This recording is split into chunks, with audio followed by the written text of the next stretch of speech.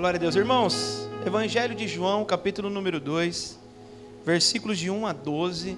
Irmãos, para você que não está nos acompanhando, nós estamos numa série de ministrações falando sobre os milagres de Cristo Jesus. Os milagres que Cristo Jesus fez aqui na terra. Jesus fez 3 classes de milagres aqui quando ele estava aqui e se tornou homem e viveu no nosso meio, né? A primeira classe de milagres que Jesus fez foram os milagres de cura e libertação. Tudo aquilo que envolve, glória a Deus, irmã, Deus abençoe. Já tem um coraçãozinho para a senhora aqui, ó. Não vi a senhora ali, glória a Deus, que bom que você veio. Então, irmãos, Jesus fez 3 classes de milagre, né? O primeiro milagre voltado para cura e libertação. Tudo quanto é tipo de enfermidade, Cristo Jesus, ele curou. A segunda parte da classe de milagres que Jesus fez, que é o que nós estamos abordando agora, é Jesus com autoridade sobre a natureza.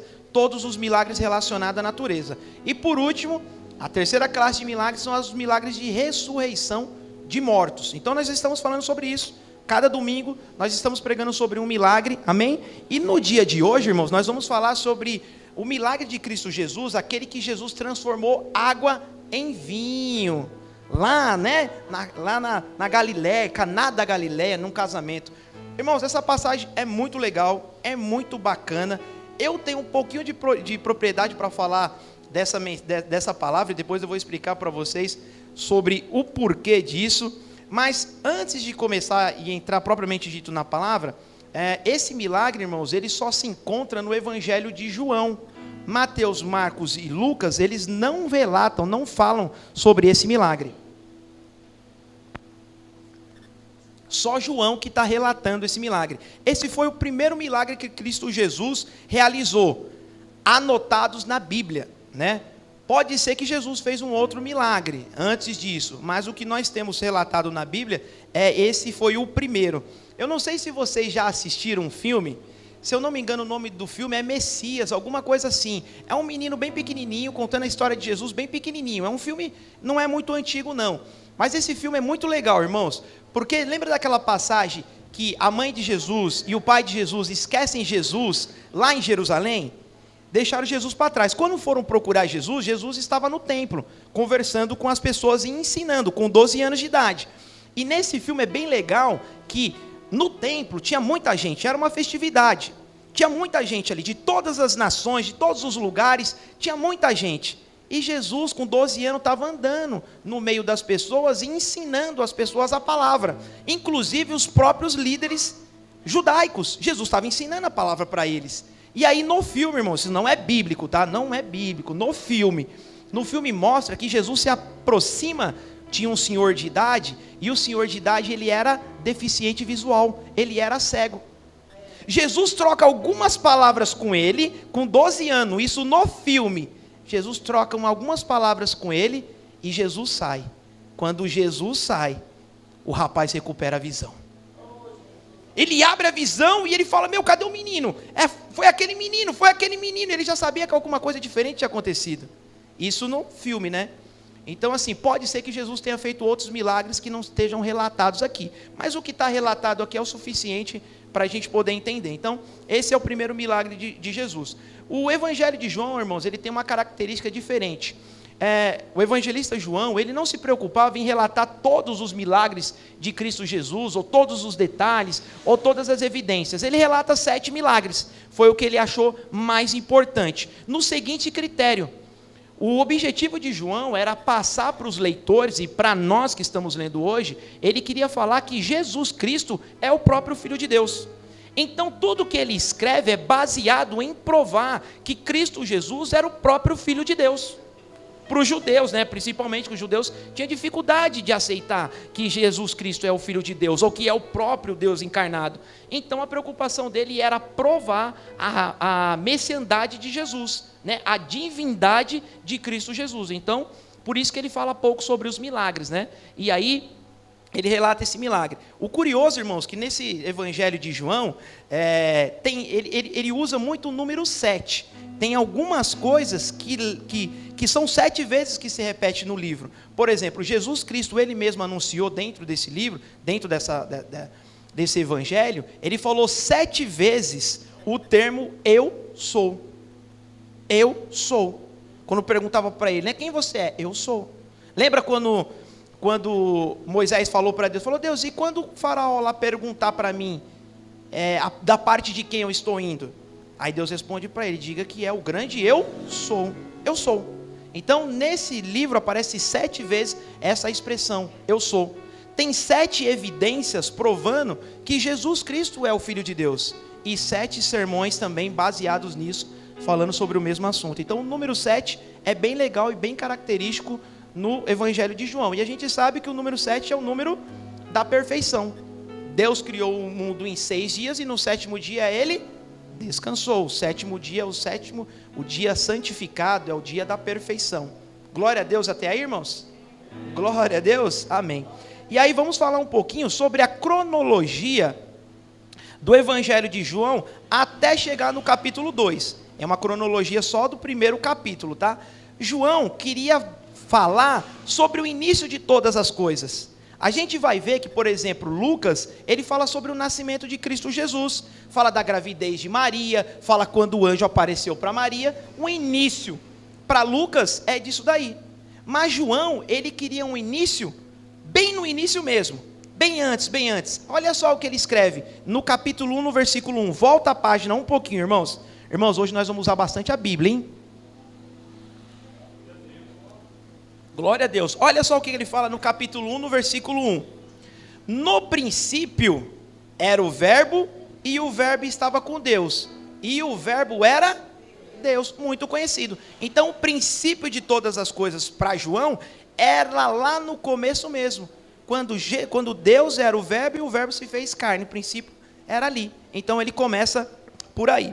Depois ele decorre o caminho, irmãos, e ele vai falar sobre agora a vida, a presença e a aparição de um homem, chamado João Batista. Isso se encontra lá no versículo 6, dá uma olhadinha comigo aí. Se os meninos puderem me projetar, Evangelho de João capítulo 1, versículo 6. Houve um homem enviado de Deus, cujo nome era João. Este veio para dar testemunho, para testificar da luz, para que todos crescem por ele. Então ainda no capítulo 1, falou do princípio, fala agora de João Batista, e agora no versículo 12 e 13, irmãos, dá uma olhadinha aí comigo, me acompanha. Ele vai falar sobre a adoção de Jesus. Mas a todos quanto receberam, deu-lhes o poder de serem feitos filhos de Deus, aos que creram no seu nome, os quais não nasceram do sangue, nem na vontade da carne, nem na vontade do homem, mas de Deus. Glória a Deus, veio para os seus e os seus não receberam. Os seus eram os judeus, lembram disso? Vocês estão todos comigo? Glória a Deus. Então veio para os seus, os judeus, e os judeus não receberam. Mas todos quanto receberam, lhes deu o poder de serem chamados filhos de Deus. Então nós somos filhos de Deus por adoção. Glória a Deus por isso. Agora, irmãos, eu vou só falar um pouquinho sobre adoção, que é algo bem maravilhoso, eu acho que a gente deveria falar e ponderar, não tem nada a ver com milagre. Vocês conseguem ir para lá para Efésios? Vai lá para Efésios. Carta do apóstolo Paulo aos Efésios, capítulo 1, meninos, me ajuda aqui, o time de mídia. Cadê o time de mídia? Efésios capítulo 1, versículo número 5. Glória a Deus, vocês ainda estão felizes, irmãos? Olha o que diz a palavra do Senhor. Se você quiser me acompanhar aqui no telão, pode acompanhar. E nos predestinou para filhos de adoção por Jesus Cristo, para si mesmo, segundo o beneplácito da sua vontade, ou seja, a boa vontade de sua vontade. Nós não vamos falar sobre isso hoje, mas vamos falar sobre adoção. Irmãos, o apóstolo Paulo escreve essa carta aos Efésios falando sobre adoção, porque os irmãos, as pessoas por ali tinham um costume.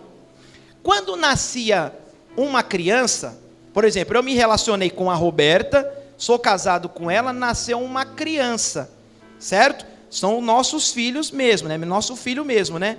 E aí, eu não escolhi, né? A gente teve um relacionamento, o filho veio, certo? Eu não escolhi. Mas quando era de adoção, você poderia escolher o filho. E aí tinha um grande detalhe, você escolhia o filho e você fazia um ato público, dizendo assim, eu escolhi o filho, e eu estou prometendo, e dando a minha palavra, que eu jamais vou adotar ele, eu vou abandonar ele, entendeu? Fazia essa confissão pública, o que não fazia com o filho normal, Não fazia. Ou seja, com o filho normal, poderia abandonar, mas com o adotado, não. Então o apóstolo Paulo agora está explicando para eles, dizendo assim, ó, Jesus Cristo adotou vocês. E ele já entendia, opa, se me adotou, me escolheu. E se me escolheu, deu a palavra. E disse que nunca vai me deixar. Maravilhoso isso, né, irmãos? Irmãos, e aí essa semana eu ouvi um testemunho de um pastor muito conhecido. O testemunho dele é surpreendente, é algo maravilhoso. É um podcast, depois eu indico para vocês. Só tem 3 horinhas de duração, coisinha rápida. Irmãos, ele, um pastor muito conhecido, muito renomeado, está na atualidade. E aí a mãe dele faleceu primeiro e recentemente faleceu o pai dele. Só que quando a mãe dele ficou enferma, a mãe dele estava lá enferma, já prestes a falecer, a mãe dele chama ele e diz assim, filho, senta aqui que eu vou te contar a sua história. Aí, mas como assim, mãe? Que história? Então, você é adotado. Ele já era casado, já tinha filho, já era pastor e nunca ficou sabendo disso, nunca teve nenhum indício disso, nada. E a mãe dele, prestes a morrer, conta para ele que ele é adotado. Resumo da história, mãe dele veio de Minas Gerais, muito nova, para trabalhar em São Paulo, veio trabalhar numa casa de família, de pessoas muito ricas. E o dono da casa, o patrão, o médico, engravidou ela. E ela era de menor. Quando ela teve a criança, ela não tinha como criar, não podia ficar lá, não podia falar para a dona da casa que o filho era do marido. Ela deu o filho para um orfanato. Ele vai para o orfanato. Recém-nascido, nasceu e já foi. Passado alguns meses, esse casal que não podia ter filhos, decide adotar uma criança. Falam com uma pessoa, a pessoa fala que tem um orfanato, eles dizem que querem uma menina, a preferência é uma menina, pequena, recém-nascida, e vão para o orfanato. Quando eles entram no orfanato, e a mulher está indo, a mulher conta que esse menino, esse pastor, ele estava tomando uma mamadeira, e ele tira a mamadeira da boca e dá um sorriso. E a mulher olha e fala, é ele, eu quero ele. Desiste da menina e adota ele. E aí ele está escrevendo um livro, e uma das frases do livro dele é, sorria na crise, pois um sorriso pode te tirar dela. O sorriso dele tirou ele da crise. Abandonado, não estava orando, porque era pequeno, bebê, não conhece nada, não sabe nada, indefeso. Um sorriso tirou ele da crise. E aí ele agradece a mãe e fala, mãe, muito obrigado, a senhora sempre foi minha mãe. Agora eu amo vocês 10 vezes mais, a mãe e o pai, por esse ato de bondade. Então nesse capítulo Jesus está dizendo que nos adotou, é a mesma coisa, irmãos. Um dia nós demos um sorriso para Jesus, e Ele disse, é esse, eu quero para mim, e nunca mais te abandonou, e nunca mais te deixou. Você pode abandonar Ele, mas Ele não te abandona. Nós podemos abandonar, mas Ele não abandona. Foi uma confissão pública, Ele disse, é filho adotado, eu não abandono jamais. Isso é filhos de adoção. Glória a Deus, aleluia. E aí, irmãos, ele continua, no versículo 15, agora vem o testemunho de João Batista. Então nós falamos do princípio de todas as coisas, a aparição de João Batista, Jesus dizendo que nós somos filhos de adoção, e agora o testemunho de João Batista. João Batista diz assim no versículo 15, João testificou dele e clamou dizendo, este era quem eu dizia, o que vem após mim é antes de mim, porque foi primeiro do que eu. E no 29 ele diz, no dia seguinte João viu a Jesus, que vinha para ele e disse, eis o Cordeiro de Deus, que tira o pecado do mundo. Este é aquele do qual eu disse, após mim vem um homem que é antes de mim, porque foi primeiro do que eu. Glória a Deus. Então a confissão de João Batista agora, dizendo que ele não era o Messias, porque as pessoas tinham dúvida, João é o Messias? Ele falou, não sou eu, mas este é o Messias, o Cordeiro de Deus, que tira o pecado do mundo. E aí ele continua, Vamos para o capítulo número 2, que é o capítulo agora onde a gente vai falar. Deixa eu voltar aqui para João.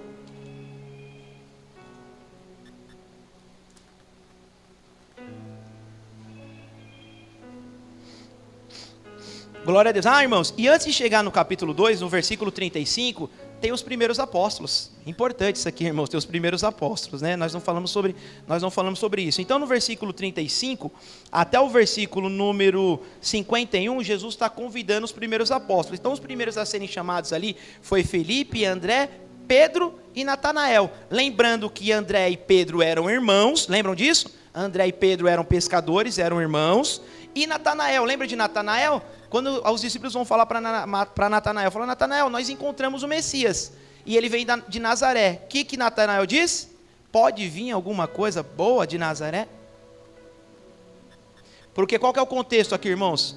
O bairro de Nazaré, a cidade de Nazaré, não sei, ela era muito desprezada. Era a escória da sociedade. Tudo de ruim acontecia lá. Pensa num bairro ruim hoje. Pensa no pior bairro aí que vocês conhecem. É a mesma coisa que a gente falar que está vindo alguma coisa boa desse bairro. Aí você vai falar: pode alguma coisa vir?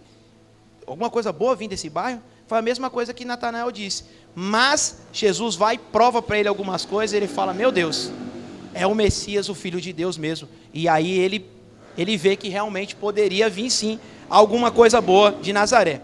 Aí nós chegamos no capítulo 2. Vocês entenderam a cronologia até aí?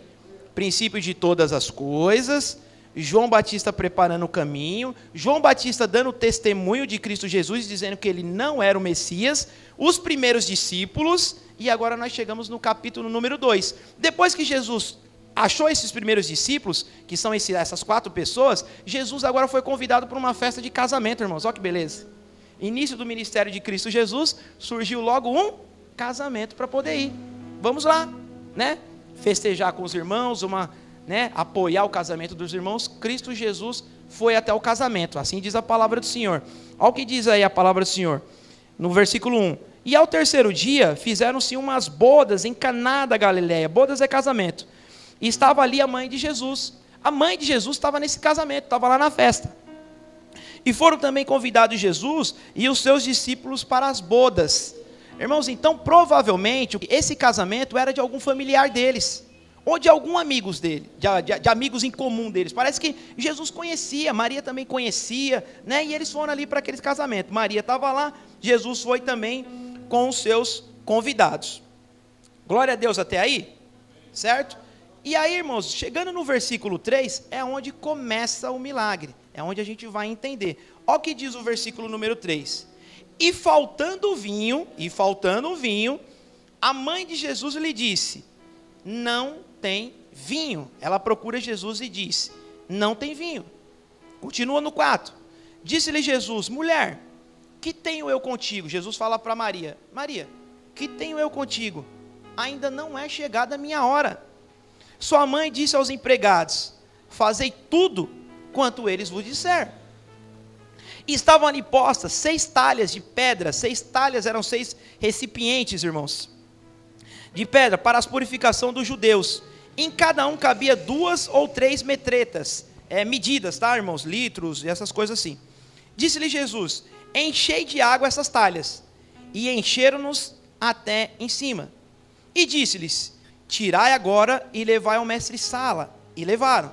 E logo que o mestre-sala provou a água feita em vinho, olha só, e logo que o mestre-sala provou a água feita em vinho, não sabendo de onde viera, se bem que o sabia os empregados que tinha tirado a água, chamou o mestre-sala ao esposo e disse-lhe: todo homem põe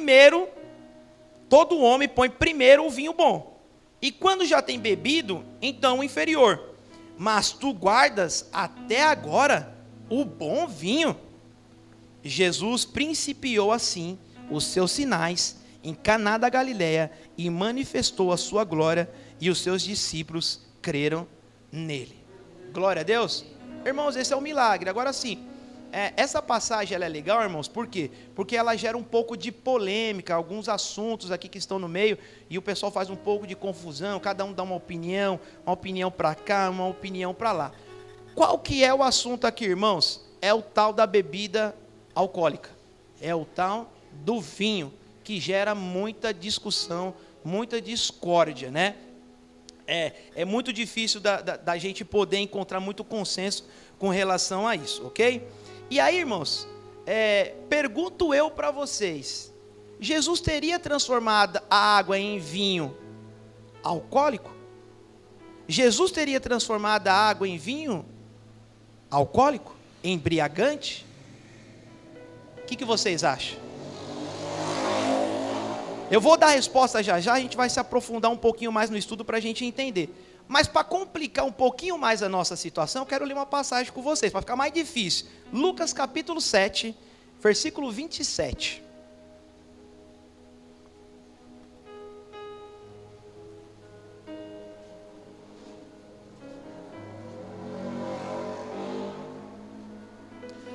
Lucas capítulo 7, versículos 27 ao 34. Diz assim a palavra do Senhor: e este é aquele de quem está escrito: eis que envio o meu anjo diante da tua face, o qual preparará diante de ti o teu caminho. Jesus falando sobre João Batista. E eu vos digo que, entre os nascidos de mulher, presta atenção, entre os nascidos de mulher, não há maior profeta do que João Batista. Mas o menor no reino de Deus é maior do que ele. Jesus está dando uma confundida na cabeça dos irmãos aqui. Jesus está dizendo assim, nascido de mulher não teve ninguém maior do que João Batista. Mas o menor no reino de Deus é maior do que João Batista. Aí Jesus continua. E todo o povo que ouviu, e os publicanos, tendo sido batizado com o Batista, justificaram a Deus. Mas os fariseus e os doutores da lei rejeitaram o conselho de Deus contra si mesmo, não tendo sido batizado por ele. E disse o Senhor: a quem, pois, comparareis os homens desta geração? E a quem são semelhantes? São semelhantes aos meninos que, assentados nas praças, clamam uns aos outros e dizem: tocamos-vos flauta, e não dançástes. Cantamos lamentações, e não chorastes. Porque veio João Batista, que comia pão, nem bebia vinho, e dizeis: tem demônio. Agora veio o filho do homem, veio o filho do homem, que come e bebe, Jesus está dizendo, e vocês dizem: eis aí um comilão e bebedor de vinho, amigos dos publicanos e pecadores. Aí Jesus está falando assim: irmãos, se decide. Se um não toma vinho, você chama de endemoniado, diz que é esquisito. Agora vem o Filho de Deus, come, bebe vinho, vocês também dizem que tem problema? Então não dá para entender onde vocês querem chegar. Agora, pergunta: Jesus bebia mesmo vinho? Jesus transformou água em vinho lá no casamento? E agora, a afirmação do povo que Jesus está dizendo: Jesus bebia o vinho? Ele se assentava mesmo com os pecadores e ele bebia desse vinho? Irmãos, aqui há um tema muito legal para a gente poder explorar, porque assim, a gente tem uma cultura gospel de que muitos lugares a gente não pode entrar. Quando você se converte, tem alguns lugares que é recomendado que você não entre. Podemos citar alguns deles? Motel, prostíbulo, balada, bar e todas essas coisas. É recomendado que a gente não entre. Mas se a gente for trazer à luz das Escrituras aquilo que Cristo Jesus fazia, Jesus entrava nesses lugares. Ele sentava com os publicanos e com os pecadores. E estava ali na roda deles, para poder anunciar a palavra de Deus, o reino de Deus e o evangelho. Jesus não se contaminava com aquelas pessoas. Jesus é puro e é santo. Quando um impuro toca nele, ele não fica impuro, é o impuro que fica limpo. Então Jesus Cristo andava no meio desse povo para poder pregar o evangelho. E isso é um pouco difícil da gente entender, irmãos. Isso é um pouco difícil da gente entender. Porque agora que nós nos convertemos, nós nos privamos de entrar nesses certos lugares. Não, esse lugar eu não vou, naquele lugar eu não vou, naquele lugar eu não vou, naquele lugar eu não vou. Agora pergunta: Quem é que vai pregar para essas pessoas que estão lá? Eu não estou dizendo que é certo entrar, eu não estou dizendo que você tem que entrar, eu só estou fazendo uma pergunta para a nossa análise. Quem é que vai pregar o evangelho para aquelas pessoas lá?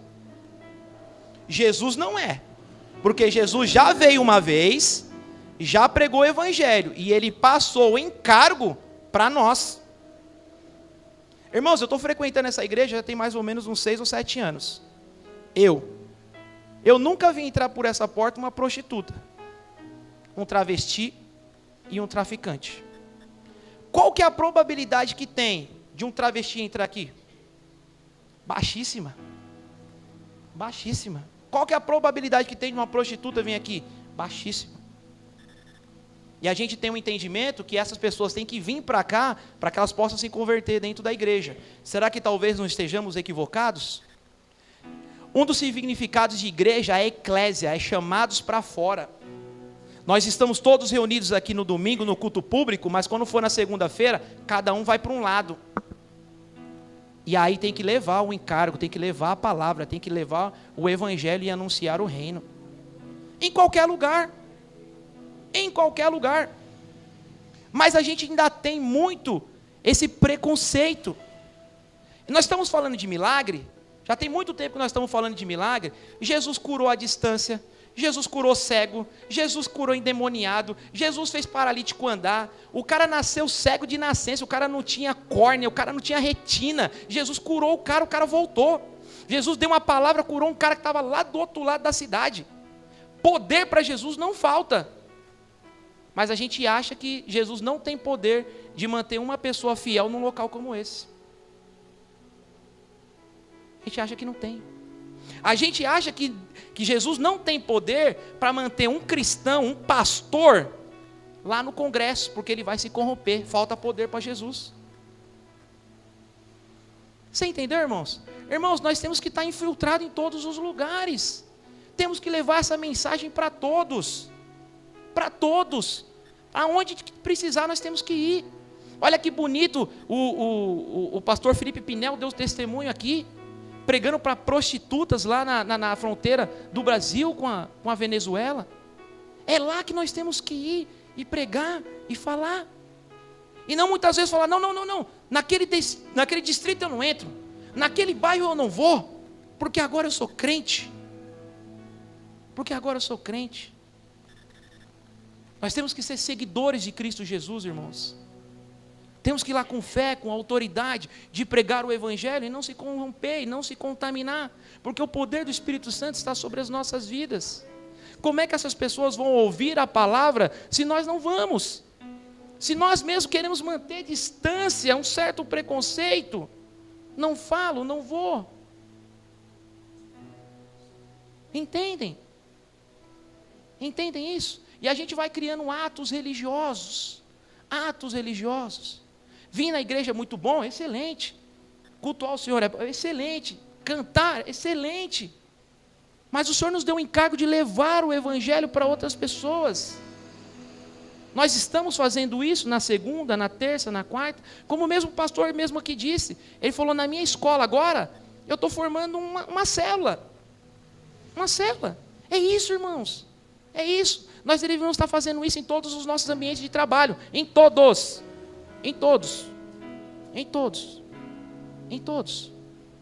Para levar o evangelho. E a gente ainda tem uma percepção de que a igreja, ela forma filhos, aonde tem um pastor que cuida de todos. Mas, irmão, nós temos que virar a chave. Nós não estamos aqui para formar mais filhos. Filhos já tem um monte. Nós estamos aqui para formar pastores.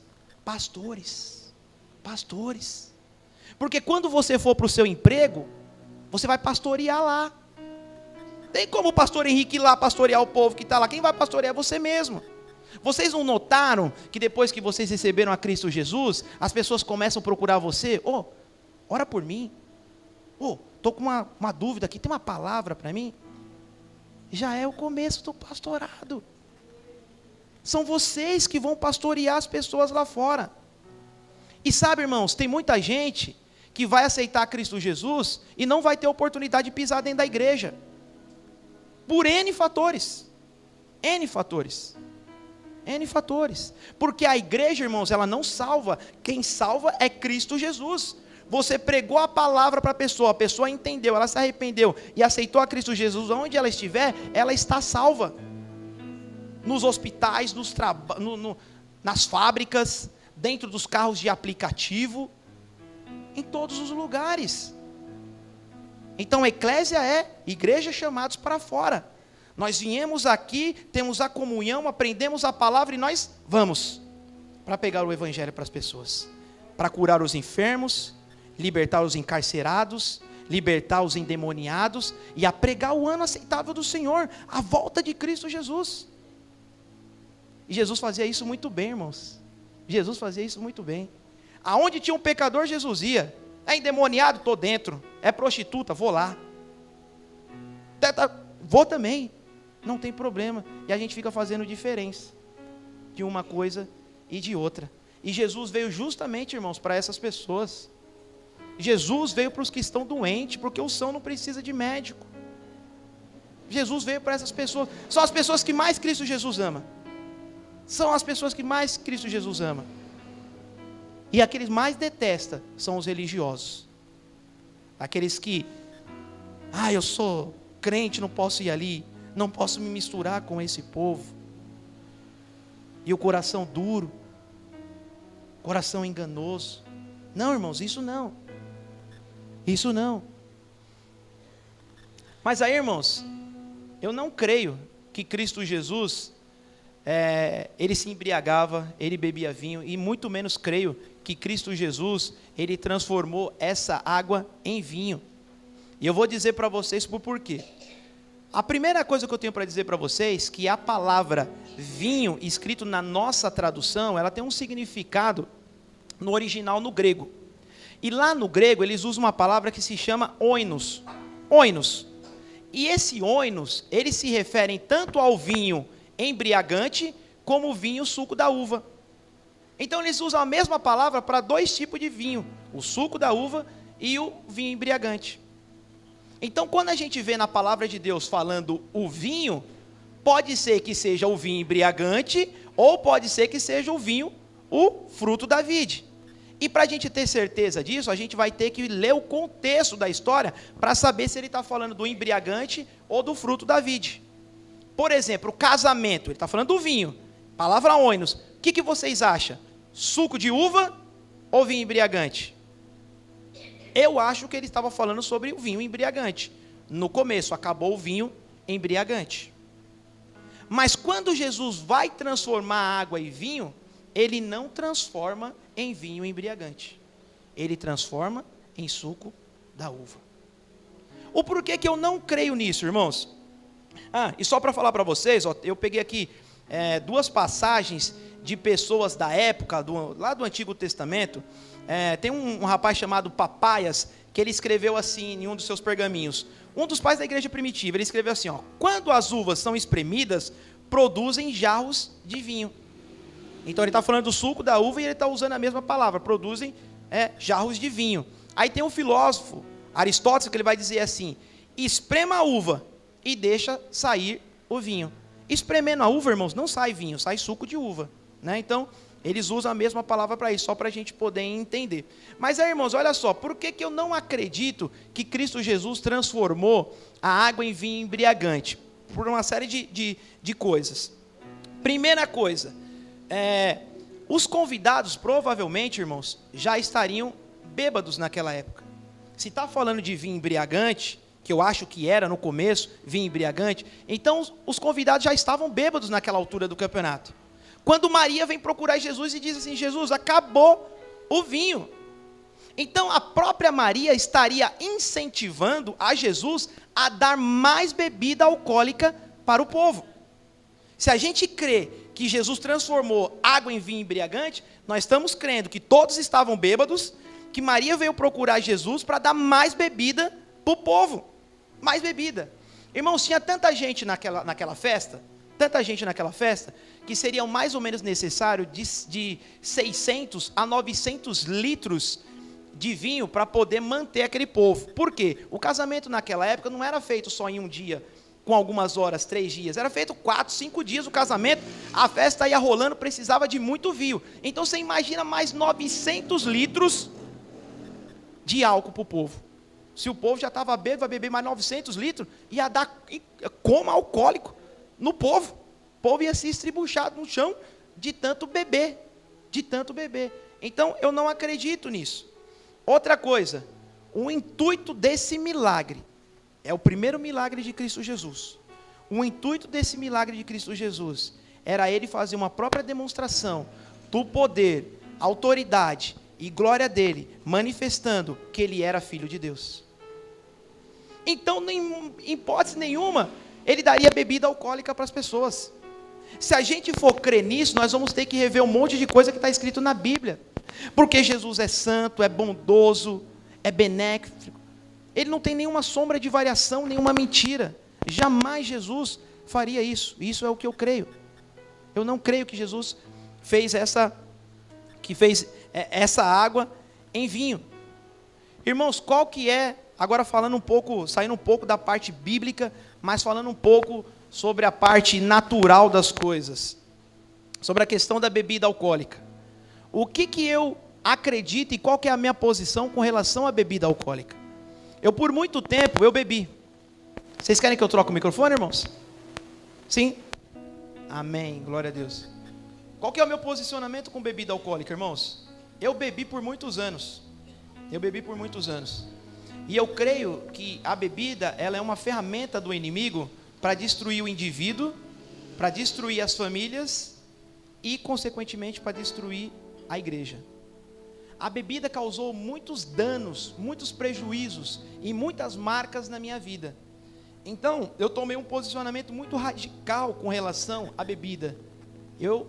Bebida para mim é zero. Zero. E eu vou dizer para vocês, teria algum problema, por exemplo, num dia como hoje, um domingo, eu ir lá no mercado, comprar umas 2, 3 latinhas de cerveja, ir para minha casa, tomar as latinhas de cerveja ali, não fiquei bêbado, não fiz nada de errado, não pequei, tomei ali as 2, 3 latinhas de cerveja, almocei, não teria problema nenhum.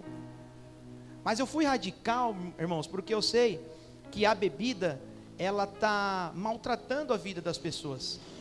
Existem muitos pais de famílias que são viciados em bebida, que eles chegam bêbados em casa e eles vão bater nos seus filhos, eles vão espancar os seus filhos, eles vão bater nas esposas, eles tiram o dinheiro do alimento mensal e das contas para poder colocar na bebida. Então a bebida traz prejuízos enormes para a vida das pessoas. A bebida traz prejuízos enormes até para a sociedade. As pessoas quebram as coisas bêbadas, as pessoas batem carro bêbado, dá prejuízo. Você sabia que lá em Santo André, eles já têm uns 5 ou 6 anos, que eles não fazem mais carnaval de rua no carnaval. Sabe por quê? O prefeito falou que fica muito mais barato não ter carnaval do que ter carnaval.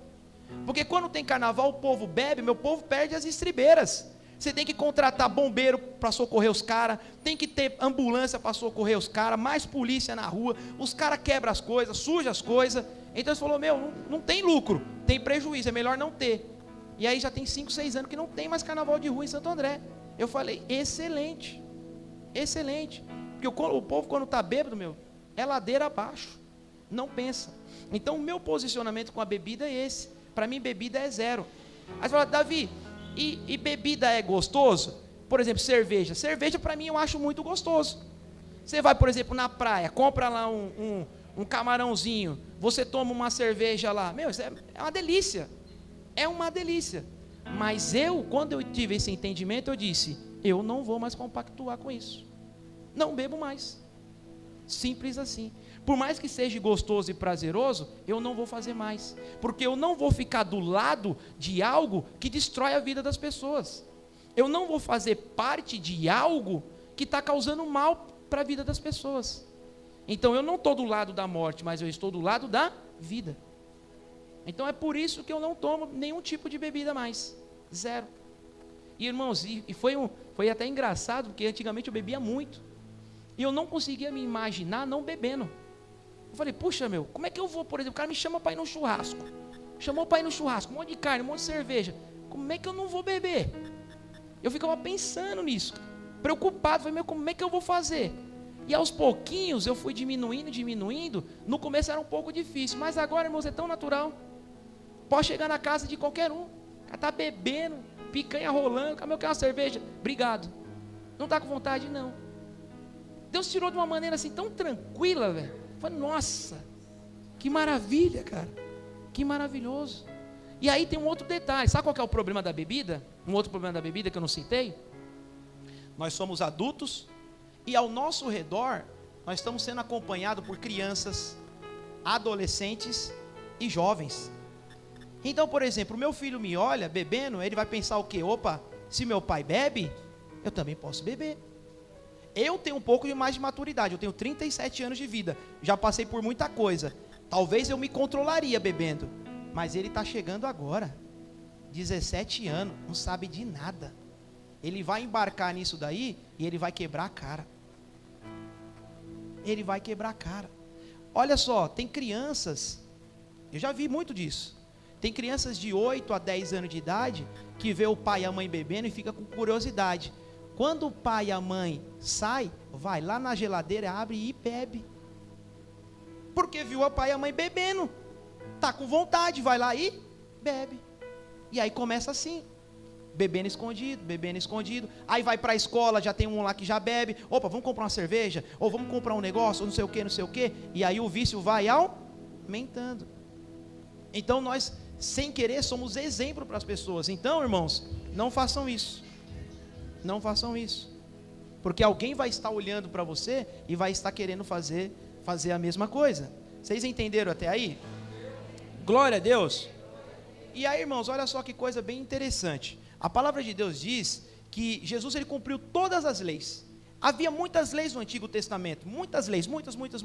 Fora os 10 mandamentos, tinha lei para tudo. E era tão difícil cumprir todas, é impossível cumprir todas as leis. Alguma coisa você ia vacilar. Só que Jesus Cristo veio e cumpriu todas as leis na risca. Não falhou em nenhuma. Nada. E existia uma lei naquela época. Deixa eu só ler aqui antes com vocês, Mateus capítulo 5. Se você não quiser abrir comigo, eu leio para você. Mateus capítulo 5, versículos 17 e 18.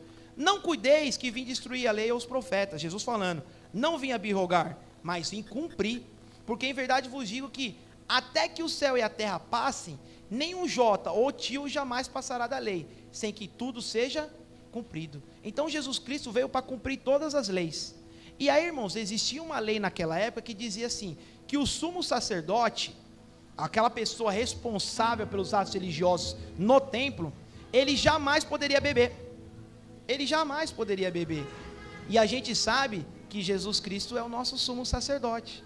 Então existia uma lei, Jesus Cristo também não poderia beber. Hebreus capítulo 4, versículo 14 diz, visto que temos um grande sumo sacerdote, Jesus, Filho de Deus, que penetrou nos céus, retenhamos firmemente a nossa confissão. Então existia uma lei que proibia Jesus, e Jesus cumpriu todas as leis. Então Jesus não bebeu, porque ele era um sumo sacerdote. E na semana da Páscoa? Na semana da Páscoa, todas as pessoas que iam participar da Páscoa também não podiam chegar perto de bebida alcoólica, também não poderiam beber. Não era só o sumo sacerdote que tinha a vida toda. Na semana da Páscoa você não poderia beber. E você vai ver que um pouquinho mais na frente, no capítulo 2, saindo dali, depois tem a ceia do Senhor. Então Jesus também não bebeu, por conta que já estava perto da semana da Páscoa e Jesus não poderia beber.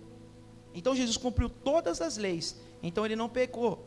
E tomando o cálice, e havendo dado graças, disse, tomai e reparti entre vós, porque vos digo que não beberei do fruto da vide, até que venha o reino de Deus. Lucas capítulo 22, versículos 17 e 18, a ceia do Senhor. Jesus orando na ceia e ele dizendo, né?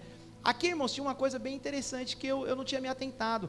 Todas as vezes que falava da ceia, eu achei que se mencionava ao vinho, né? O vinho representando o sangue, mas não. Olha o que Lucas disse, que é o fruto da vide. É o fruto da vide, ele não está falando de vinho, ele está falando do suco da uva. E tomando o cálice, havendo dado graça, disse, tomai e repartiu entre vós, porque vos digo que já não beberei do fruto da vide, até que venha o reino de Deus. Glória a Deus até aí, irmãos. Vocês entenderam a parte da bebida alcoólica? Ou não? Vocês estão comigo crendo que Jesus não transformou? Aleluia. Vocês creem que não, a gente não deve beber? Poder você pode, mas não deveria. Glória a Deus. Nem tudo que a gente pode, a gente deve fazer. Amém? Glória a Deus até aí. E aí, irmãos, voltando para o milagre, olha só que coisa interessante. Quando surge o problema no casamento, quando surge o problema lá na festa do casamento, coisa interessante, Maria corre logo para Jesus. Ela sabia aonde encontraria solução para aquele problema. Ela sabia onde ela encontraria uma resposta para aquilo que estava passando. E naquela época, irmãos, faltar bebida num casamento era uma vergonha terrível. Terrível. A gente tem uma conhecida, eu e a Roberta, e essa moça e esse rapaz são casados. Eles tiveram uma mudança de vida muito grande, irmãos, em poucos anos. Eles saíram de uma empresinha muito pequenininha para milionários. Eles ficaram muito ricos. Muito ricos. E recentemente eles deram uma festa, irmãos. Mais uma festa. Que a Roberta falou que as redes sociais bombaram. Todo mundo elogiando. Nossa, nós nunca vimos uma festa dessa. Um porte desse. Na saída as pessoas recebiam garrafas de vinho de lembrancinha. A festa tinha cantor sertanejo, comida para tudo quanto é lado, bebida. Foi uma festa extraordinária. Todo mundo elogiando. E aí quem está dando a festa, a pessoa se sente como? É isso mesmo, nós somos os bons, né? Temos dinheiro, é isso mesmo. A pessoa, o ego da pessoa, irmão, vai lá em cima. Agora pensa ao contrário. Se nessa festa que ela planejou ser uma festa daquelas, se alguma coisa fura, se acaba a bebida, a cara dela ia lá no chão. Ela ia ser envergonhada de uma maneira assim, terrível. Ela e o buffet que ela contratou. Então era mais ou menos o mesmo contexto que aconteceu ali. O povo estava para passar vergonha pelas coisas que estavam acontecendo ali. E vão procurar Jesus, para que tirem eles da enrascada. Irmãos, assim é com a gente. Quantas vezes a gente não se mete em encrenca, vamos ser envergonhados, e Jesus, graças a Deus, nos livra da vergonha, nos livra dessas situações. E não só em terra, o Senhor Jesus já nos livrou da vergonha maior, que será lá no juízo final. Ele já nos livrou, irmãos, nos perdoou, pagou o pecado no nosso lugar, é o nosso advogado e nos livrou de toda essa vergonha. Jesus é maravilhoso. Todas as vezes que você tiver um problema, uma angústia, está perto de passar uma vergonha, faça como Maria, vai até Jesus. E a resposta que Jesus disse para ela, disse assim: mas mulher, o que tem eu contigo? Ainda não está na minha hora, não estava no planejamento. Mas Jesus mesmo assim atende ela, e ela diz: vão lá e façam tudo o que ele está dizendo. E ontem lá no monte, nós orando, a pastora Elza trouxe uma palavra, e ela disse que obedecer gera frutos para a vida toda. Obedeçam a Jesus. Obedeçam a Jesus. Ela contou o testemunho da filha dela. Ela tem 3 filhas. Uma da filha dela foi criada ali na luz das escrituras, na palavra. Essa menina teve um namoro em santidade, casou virgem, ela e o marido. Eles estão nadando de braçada na vida. Casa boa, carro bom, empregos bons. O Senhor está abençoando, a família maravilhosa. E as outras 2, que não souberam esperar e tiveram muitos, namoros, não casaram virgem, estão padecendo na vida. Porque o pecado, irmãos, ele tem uma consequência. Você peca e você vai colhendo essa consequência. O Senhor nos perdoa? Claro que nos perdoa, mas tem muitas coisas que ainda vão acontecendo, e a gente vai sofrendo com relação a isso. Tudo aquilo que o Senhor nos passa para que a gente não faça, é pensando no nosso próprio bem, nunca é pensando no nosso mal. Tudo que Jesus passa de orientação para nós, é para que nós sejamos abençoados. Só que a gente não enxerga dessa maneira, a gente enxerga como está nos repreendendo, está nos podando, está nos impedindo de se divertir. Mas muito pelo contrário, o Senhor quer que você se divirta, mas de uma maneira correta e com longevidade, e não só por um momentozinho. Então vale muito a pena obedecer a Cristo Jesus, irmãos. Vale muito a pena, porque Ele conhece todas as coisas, o passado, o presente e o futuro. Sabe quando você nasceu, o seu presente, o seu futuro. Ele sabe de tudo. E se tem alguém para te orientar, seria Ele, não seria você, porque você não sabe nada, inclusive eu, inclusive a mim. Então, irmãos, obedecer a Cristo Jesus é a melhor coisa que tem. E aquelas pessoas obedeceram a Jesus e foram lá e fizeram exatamente aquilo que Ele pediu para fazer. Maravilhoso. E o milagre acontece. E o milagre acontece. E o que chama mais a minha atenção, irmãos, o que chama mais a minha atenção é que Cristo Jesus estava infiltrado em todo esse povo, no casamento, com os pecadores, andava no meio deles, realizava milagres, e Cristo Jesus não se corrompia. Nós temos que orar por esse poder e por esse avivamento nas nossas vidas, para que a gente possa conversar com pessoas que estão em muito pecado e a gente não se contaminar, para que a gente possa entrar nesses estabelecimentos, nesses lugares, pregar a palavra do Senhor, ganhar vidas para o Senhor e não se contaminar. Jesus foi santo do início ao fim, em uma terra totalmente corrompida, estando junto dos pecadores, sem se tornar um deles. 1 Pedro 2, 21, 24 diz assim: porque para isso sois chamados, pois também Cristo padeceu por nós, deixando-nos o exemplo, para que sigais as suas pisadas, o qual não cometeu pecado, nem na sua boca se achou engano, o qual quando injuriava, não injuriava, e quando padecia, não ameaçava, mas entregava-se àquele que julgava justamente, levando ele mesmo o seu corpo, os nossos pecados sobre o madeiro, para que mortos para os nossos pecados, pudéssemos viver para a justiça, e pelas suas feridas fôssemos sarados.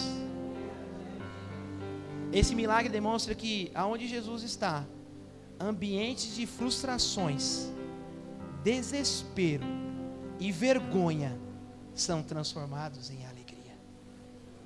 Jesus tem poder e autoridade para mudar ambiente e para mudar pessoas.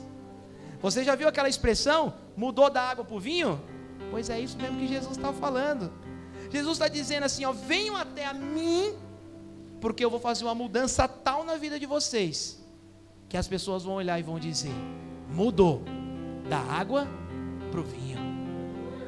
Então a passagem desse milagre não está falando sobre bebida alcoólica ou não, é as pessoas que tu mudou, as pessoas que estão gerando polêmica com relação a isso, mas Jesus está falando de uma vida modificada, de uma vida transformada. Jesus está dizendo assim, não tem empecilhos para mim, não tem impossíveis para mim, não tem vergonha, não tem frustração, não tem desespero, não tem depressão, não tem problema familiar, não tem problemas emocionais que eu não transforme da água para o vinho.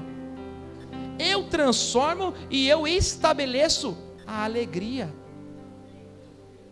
ao ponto daquelas pessoas reconhecerem, como o mestre Sala, a pessoa que cuidava da festa, quando ele experimentou o vinho, ele falou, pode parar a festa, para, eu não entendi, todo mundo serve primeiro o bom vinho, e quando todo mundo está embriagado, serve o pior, mas o senhor, dono da festa, deixou o bom vinho por último. Que vinho maravilhoso. Mal ele sabia que tinha vindo das mãos de Jesus. Ele não sabia, mas os empregados sabiam o que tinha acontecido naquele lugar.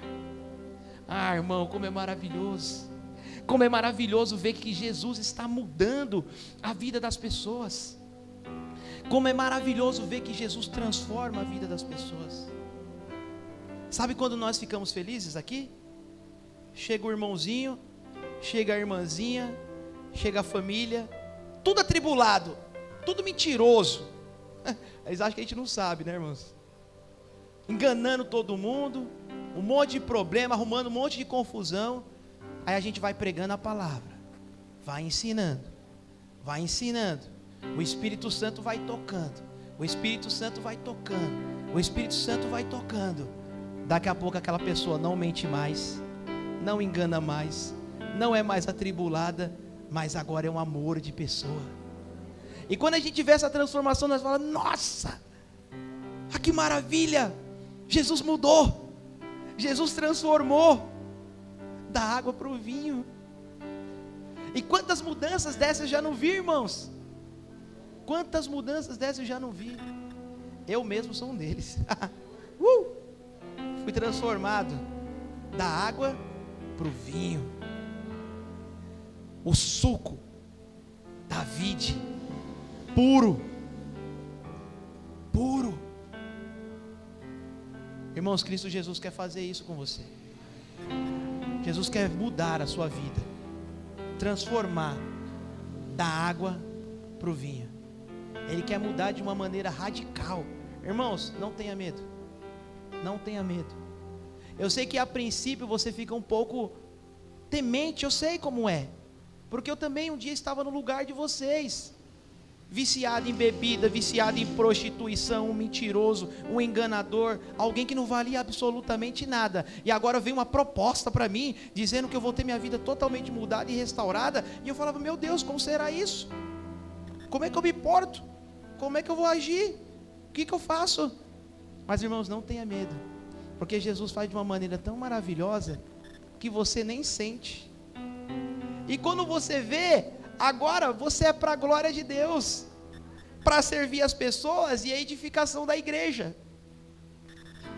E agora você vai levar essa mensagem para outras pessoas.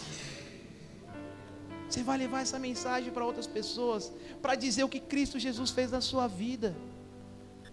O tanto que Ele te amou, lembra? Filhos de adoção, escolhidos. Vocês foram escolhidos. Tem um monte de escolhidos por aí, esperando chegar essa mensagem aos ouvidos deles. E o portador dessa boa nova é você, irmão. O portador dessa mensagem é você. Aleluia. Glória a Deus. E depois que mudou da água para o vinho, irmãos, não volta mais do vinho para a água. Agora é vinho o tempo todo. Né, irmã, com 83 anos de idade ainda é vinho, cantando os corinhos de fogo, aleluia, lendo a palavra, incentivando outras pessoas, com o seu testemunho, com a sua vida. Irmãos, e quando a gente entende isso, fica muito mais simples, muito mais leve a servir Jesus, porque a cultura vai colocando uns encargos, uns pesos sobre a gente, que não tem nada a ver. Eu não posso isso, eu não posso aquilo, não sei o que lá não posso entrar, não posso falar com o Beltrano, com o Ciclano. Não. O Evangelho é inclusivo, ele acolhe, ele vai, ele é sem fronteiras, não faz acepção de pessoas, não faz. Glória a Deus.